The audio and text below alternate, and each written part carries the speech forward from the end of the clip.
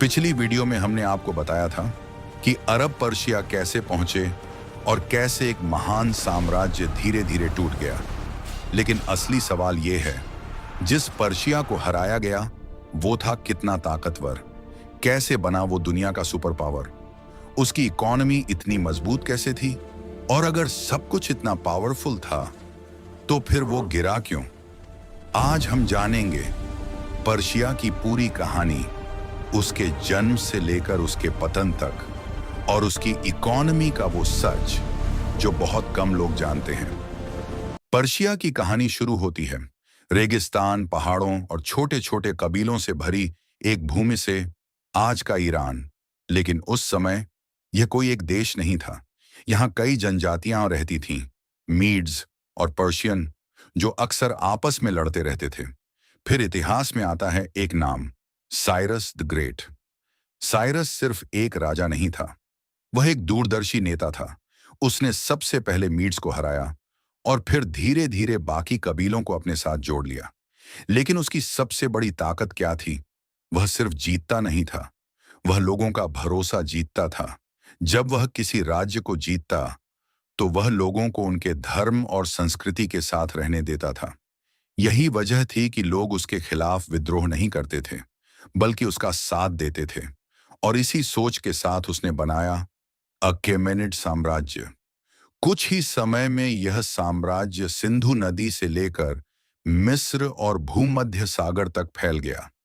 इतना बड़ा साम्राज्य जो उस समय दुनिया का सबसे शक्तिशाली राज्य बन गया। और यहीं से शुरू हुआ पर्शिया का असली उदय। साइरस के बाद पर्शिया पहुंचा अपने सबसे ताकतवर दौर में।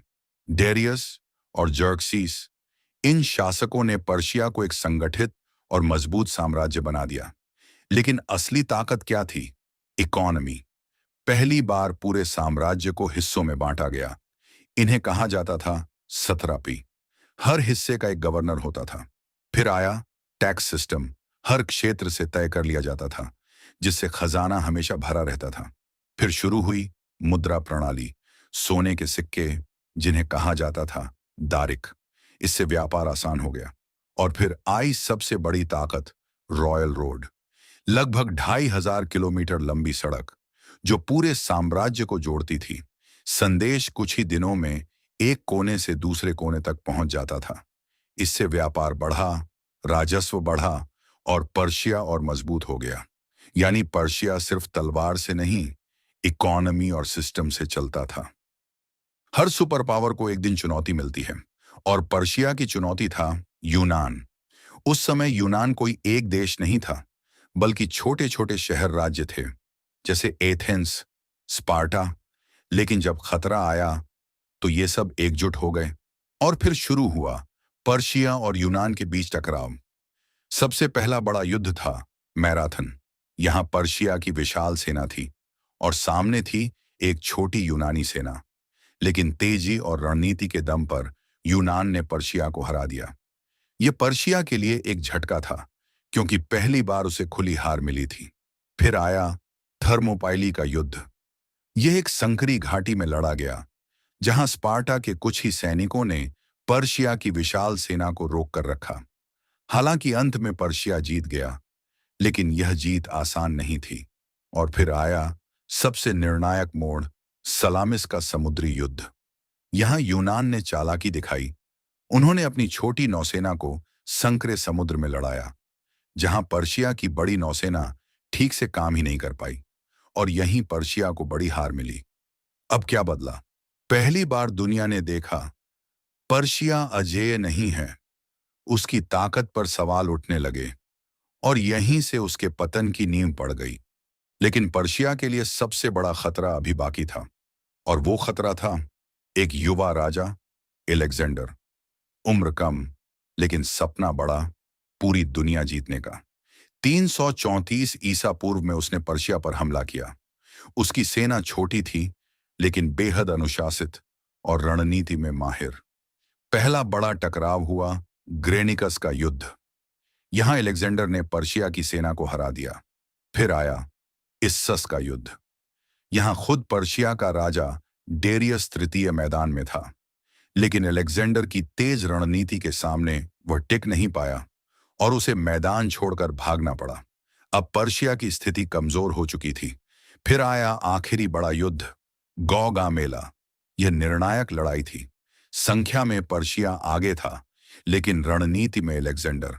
उसने सीधा हमला नहीं किया, बल्कि चाल चली, और फिर एक सटीक वार डेरियस तृतीय फिर हार गया, और इस बार पर्शिया पूरी तरह टूट गया।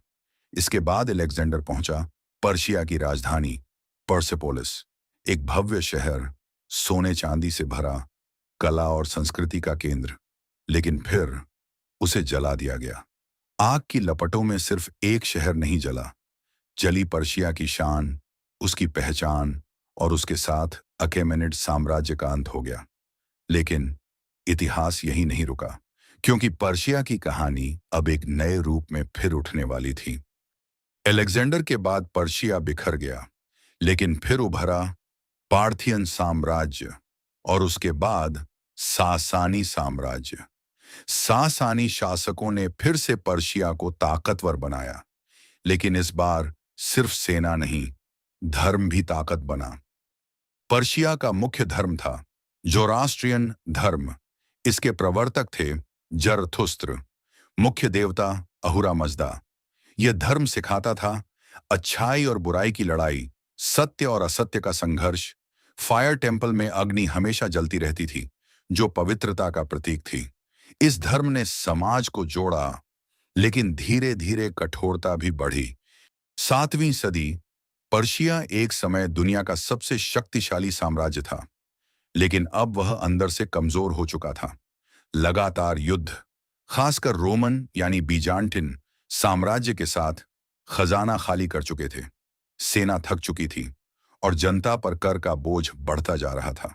यानी ऊपर से मजबूत दिखने वाला पर्शिया अंदर से टूट रहा था।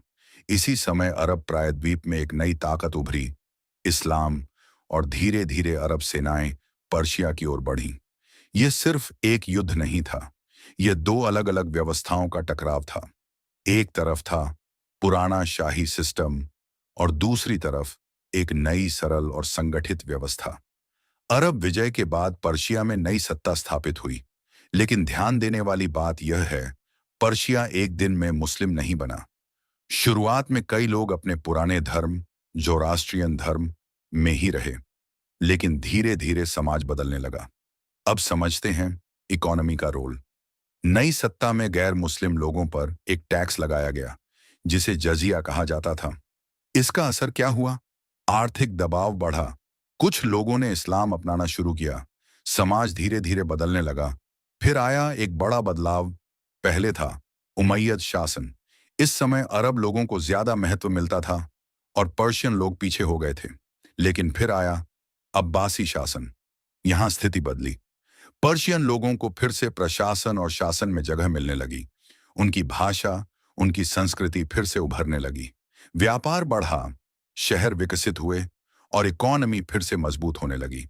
सबसे महत्वपूर्ण बात, पर्शिया ने सिर्फ धर्म नहीं बदला, उसने इस्लाम को भी बदल दिया।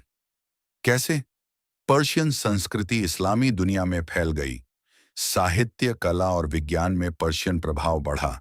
यानी पर्शिया हार जरूर गया था, लेकिन उसकी पहचान खत्म नहीं हुई। भाषा बदली नहीं, संस्कृति मिटी नहीं, और यही कारण है कि आज भी ईरान में पर्शियन पहचान साफ दिखाई देती है। तो पर्शिया क्यों गिरा? सिर्फ एक वजह नहीं थी, अंदरूनी कमजोरी, लगातार युद्ध, आर्थिक दबाव और बाहरी हमला।